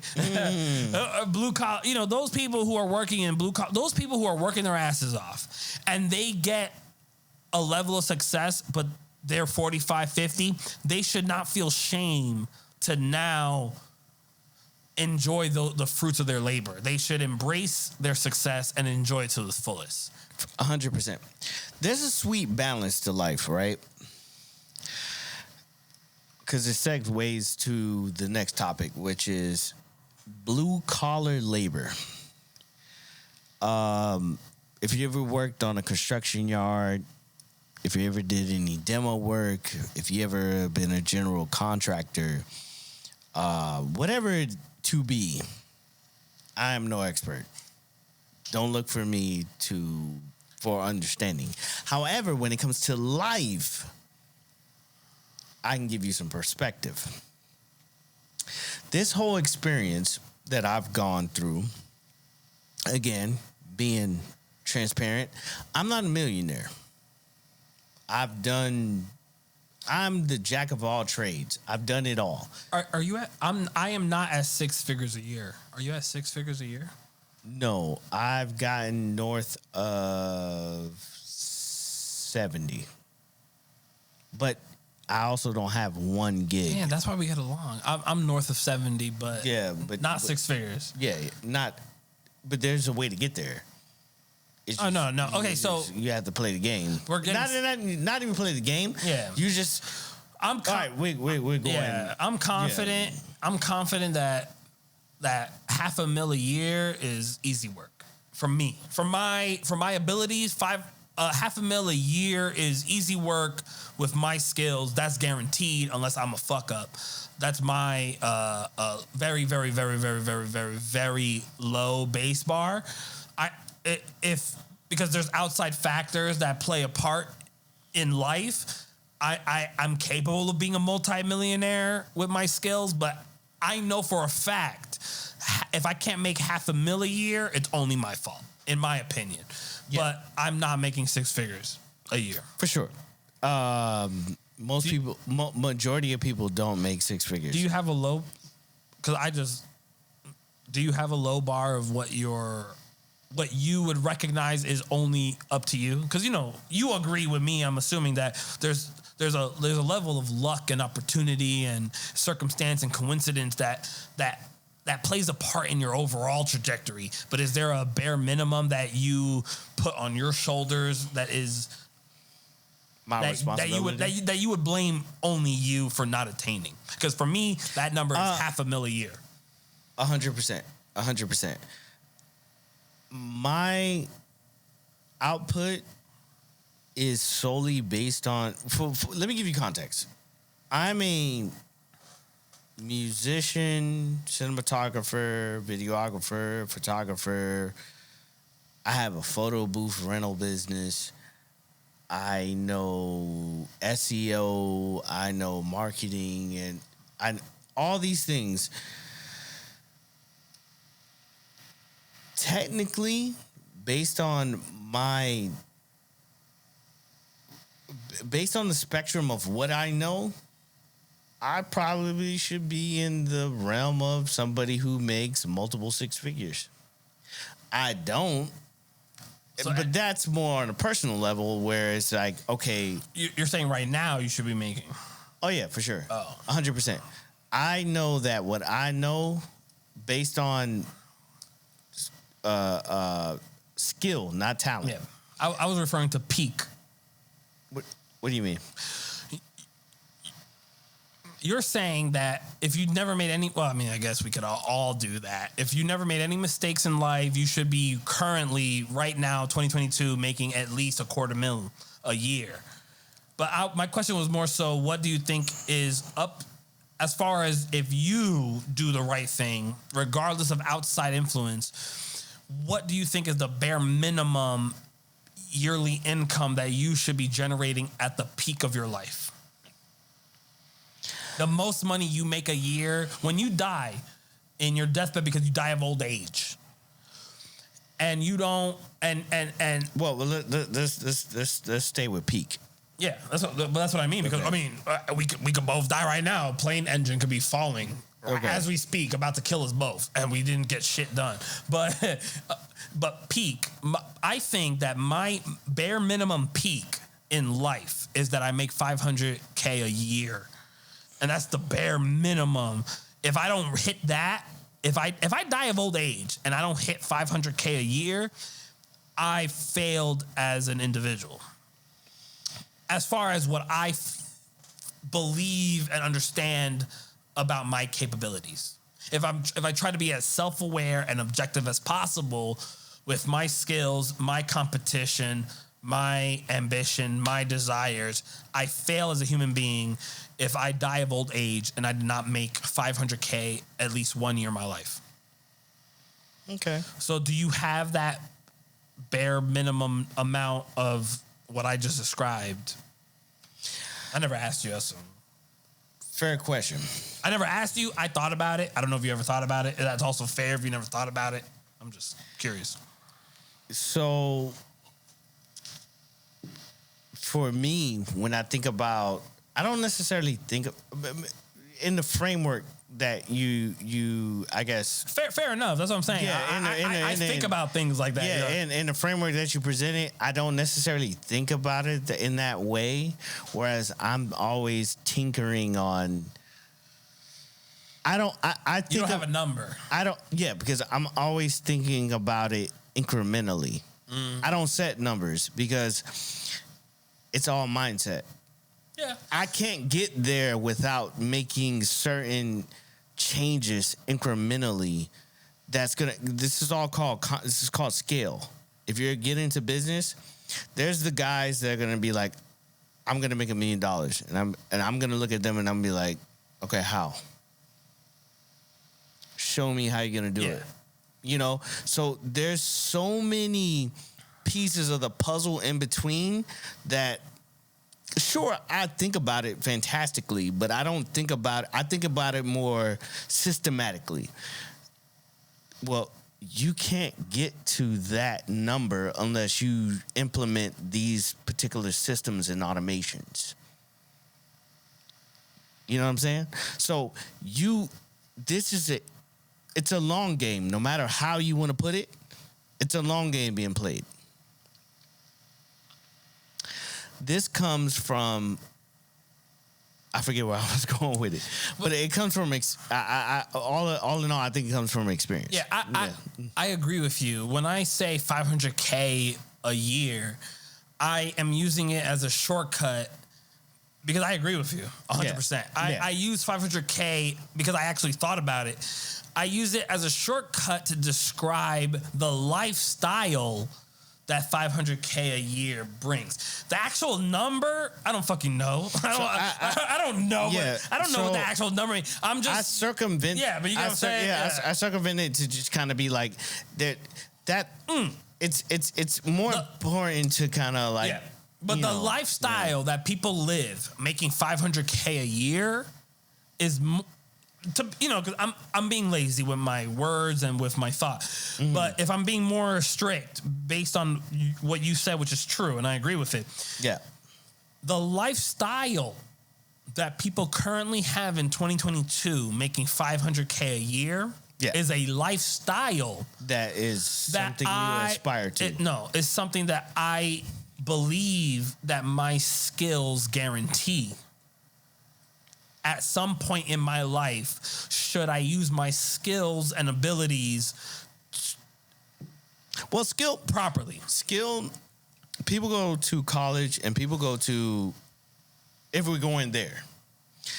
No, I just mean my standing in society. Okay. All right. So, yeah. Okay. Cool. I think that's the bare minimum of where I stand in society compared to my competitors. Okay. So my understanding, I don't know. I'm not saying I'm right or wrong. Time will tell, obviously. There's that's the undefeated so variable. Based on your appraisal and your evaluation of what you can offer to society, and in the marketplace. If I do it right, what's in my power, separate from the coincidences and the chaotic nature of life outside of your control. If I do everything in my control, I believe that I have to personally make a wrong decision or fuck up if I die of old age and I did not reach a point in my life where I was able to... That's accountability. ...live the lifestyle that is afforded to those that make $500K a year. It's accountability. So there's people that have talent and then there's something called skill. I don't think I'm being unreasonable, by the way. You're not. But having talent has to be shaped, because then it's just raw talent. There's a skill or technique to getting to those degrees in life of what you want. So you have to be, there's a discipline that comes with that. This is a very long-winded conversation. I didn't even know we were going here. Discipline's a perfect segue back to blue collar, because I fucked it up, but we'll get back. Blue collar labor has taught me discipline. This guy watched me build a shelf. Not even, look, I built it and I still don't know what it is. A dresser. A dresser.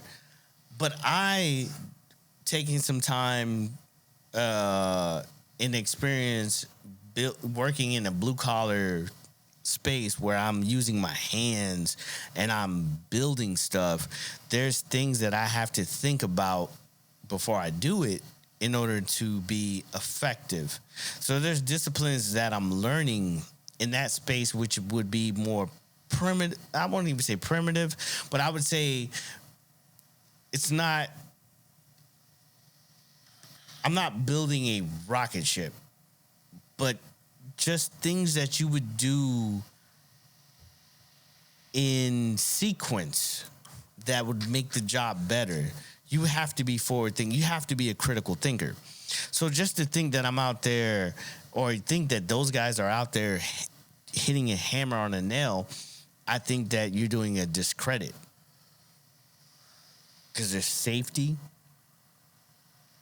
There's a lot of thought in planning that goes into these procedures or installations or whatever you want to call it, that it taught me, it humbled me to a degree where I said, you thought you was big shit. You thought because you were a smarty-arty guy that you were better than these guys with the hard hat. And then you get out there and they look at you and you be like, why are you holding that Allen wrench that way? Do you know all the leverage, the physics is this way? I put the Allen wrench the wrong way, and it was like, there's no leverage that way. Small things, which is where I say every man at some point in their life should go out and do blue collar, hard labor, because there's things you're going to learn that is going to translate to yourself and how you pursue your life. It's going to change every facet of your life as long as you allow it to translate. Because if you compartmentalize and you don't allow it to like breathe into the rest of your part of your lives, you're failing. Because every experience that you do and you live out in your life, take it and put it, it's a gumbo. And then you make a great recipe, and then you find that you have all the pieces of the puzzle to be successful no matter where they drop you in life. And that's what I want y'all to take from this. 100%. I gave this lowball number of $500K a year. That's my low bar. That is my goal for life, $500K. And at the end of the day, $500K a year, if I do that once, if I make $500K a year, 1 year my entire life, and I die of old age, which is the average age in America is 70 something, I believe, or whatever. Mm-hmm. Let's say 70. Okay. If I only can make $500K in 1 year, that's my low bar. But at the end of the day, to make $500K a year, wait. You don't want more? Oh, let me tell you something. We got more cups. Yeah, we have more cups. I'm gonna go on my rant. Go, hey, I'm with you, man. I'm riding with you. For me to make $500K a year, I will be in the top percent of planet Earth. And I have to say, one of the major reasons for me to give myself that number as a low bar, when objectively speaking, that's way above average, is because of my history in hard labor, blue collar labor. I worked, regardless of how I compare to your average man, I will say with confidence that in 2022, I experienced more blue collar, hard labor, more than average in 2022 at the age that I experienced it. In 2020, so in 2022, that I'm 30 years old in 2022.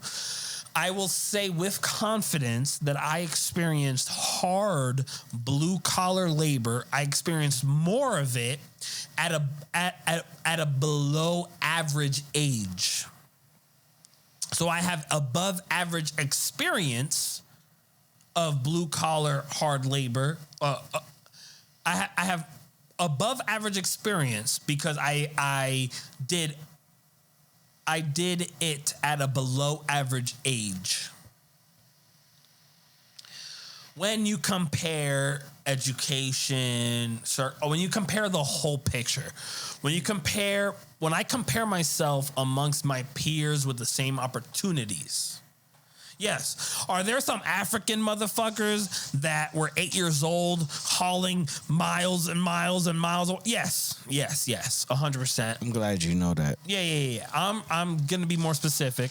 I'll repeat myself. When I compare myself amongst my peers, Africa, of equal access to opportunity, I have above average exposure to blue collar hard labor at a below average age. I say that with confidence.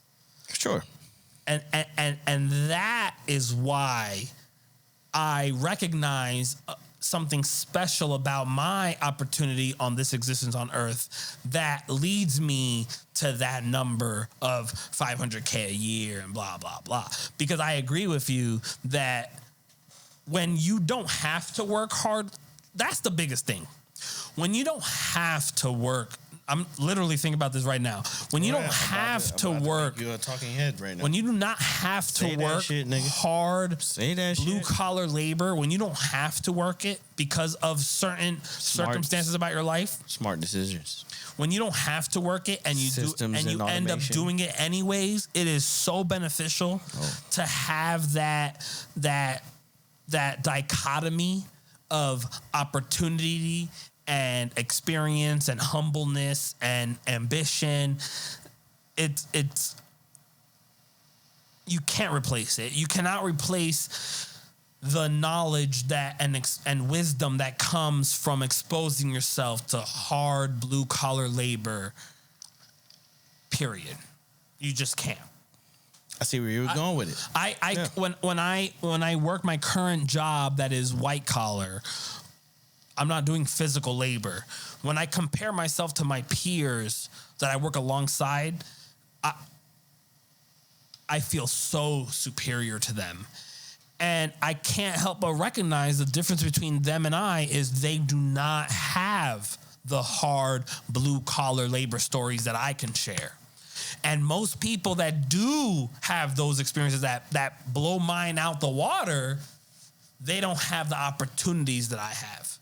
They don't have the life circumstances that I have. They have those experiences for reasons that I do not wish upon my worst enemy.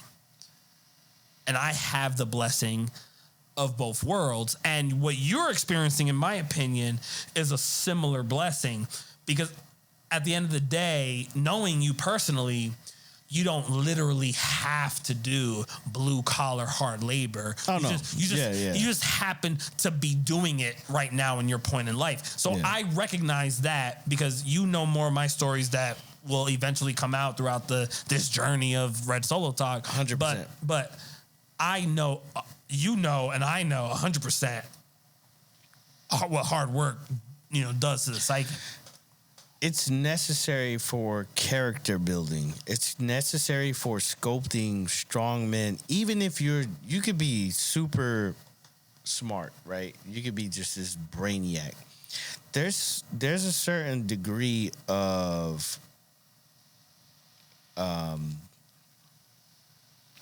confidence, dexterity that comes from being in these spaces where you can't be so pillowy. Like, I have to be hardened. There's calluses. I say it a lot. Calluses. I don't mean in my hands. I mean in my personality, that I have to say, fuck all this. The job has to get done. What do we have to do? Hey, wait, we don't have this piece and this piece. Are you going to problem solve, or are you going to just close the shop down and say we didn't get the job done? That experience was very necessary for me to want to be the entrepreneur that I want to be. I'm not confused about my trajectory. There's phases in my journey, but I'm not confused. I want to be a successful entrepreneur. Being an entrepreneur is like saying, it's become so sensationalized. You know what I'm saying? But there's a recipe to those people who are successful in entrepreneurship. And there's experiences, there's a correlation to those who are successful. Exceptionalism is the basis to those who can get across the finish line. Because a lot of people are going to give up. It's exceptionally hard. You're almost guaranteed to fail, without a doubt. But once you accept that, and you have your first 2-3 failures, you say, hey, that went bad, but I know how to not go bad again. Here comes the segue. Starting over. The fear of starting over. A lot of us are locked in to bad relationships. A lot of us are locked in to business models or business ideas that are bad and don't work.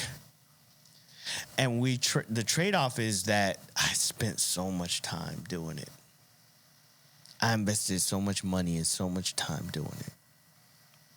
How do I walk away from it? When do you walk away from it? Am I giving up? Maybe I'm too weak. I should have stuck it out. And I say to that was, hold on. Are you being strategic? Have you thought it through? Are you making an emotional decision based on how much sweat equity and money that you invested? When do you say it's time to start over? Clean the slate. This idea didn't work. This relationship didn't work. When do you take accountability and say, you get outside of your pride and your ego and you say, hey, look at it objectively. You walk away. Is this working? Does this have the potential to work in the future? Does this have the potential to carry on? What am I doing? You know what I'm saying? We get so caught up in the fear of starting over because it sounds like you just start from zero. That's not true. You get to start over, but you get to take all the information. It's almost like a cheat code. Yeah. I would almost, just for semantics sake, but I think you would agree. I would almost just say it's not starting over, it's redirecting. Sure. Same thing. I agree with you. You know, because the goal doesn't change. Get rich. Exactly. Yeah. So I believe it has to do with intent. It has to do with intent. Which is where ego comes in and pride. Are you giving up or are you being practical? When you work your ass off at something and it doesn't work out and you pivot, that you're just redirecting. If you give up and you no longer believe in yourself and you no longer have the same work ethic and you no longer give the same effort, that's a problem. If you recognize, you know what, this isn't working, I'm going to have to keep the same energy, keep the same work ethic, I'm going to keep the same intent, the faculties, the same everything, but I'm going to redirect it towards something else that you're going to try to think that maybe this will, that's fair game. You know, you touched on success is not guaranteed. No, it's all a risk. And life, what I wanted to say earlier was life is about the journey, not necessarily the destination. 100%. Because once you get there, that is it. You're there. More specifically, because you can't control the destination. You literally can only control the journey.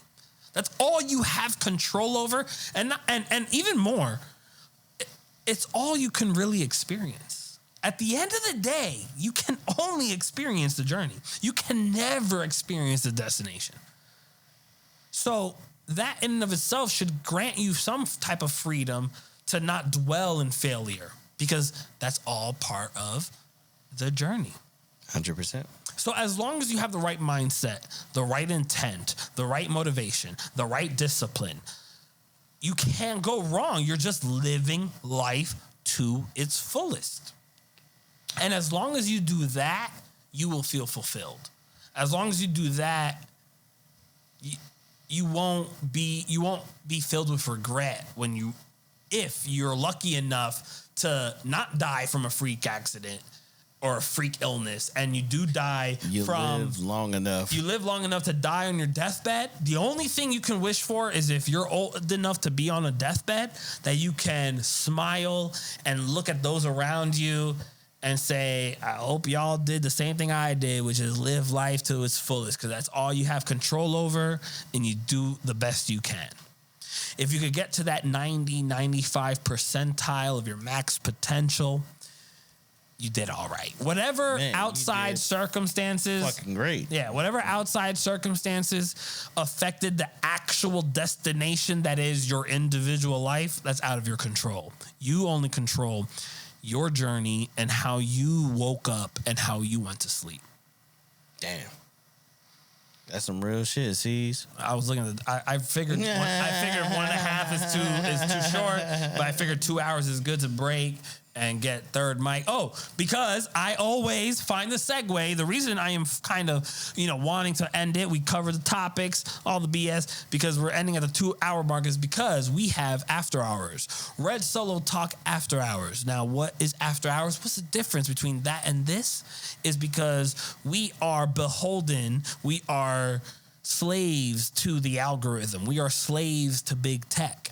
And after hours, you don't like it? You say you don't like it? I don't like it either, but it's the objective reality that is we don't got that pull. We don't got that kind of pull to not deal with big tech and the algorithm. So what we do have is after hours. Red Solo Talk after hours, where no holds bars. We can speak 100% freely. You got to pay to listen. We on OnlyFans. Check us out. You'll get the uncircumcised version of us. For every subscription, you're gonna get a customized Red Solo Nation Tumblr. No, after you have our OnlyFans is gonna be free. You're gonna pay per after hours episode. Once you reach $25 in after hours episodes, you get your free Tumblr. Oh, see, we're figuring it out as we go. So this was the very first episode of the revamped Red Solo Talk. This is your boy, Audio Jones, and I'm yours truly, Manny El Fuerte. And this is here, Red Solo Talk. That's all I know. That's all you got. Yeah, yo, so thank you guys for tuning in. Until next time, this is Red Solo Talk. And hey, yo, stay tuned. After hours, it's going to get greasy. Pay that money, man. It's a Starbucks coffee. Come on, baby. They don't even clean their machines.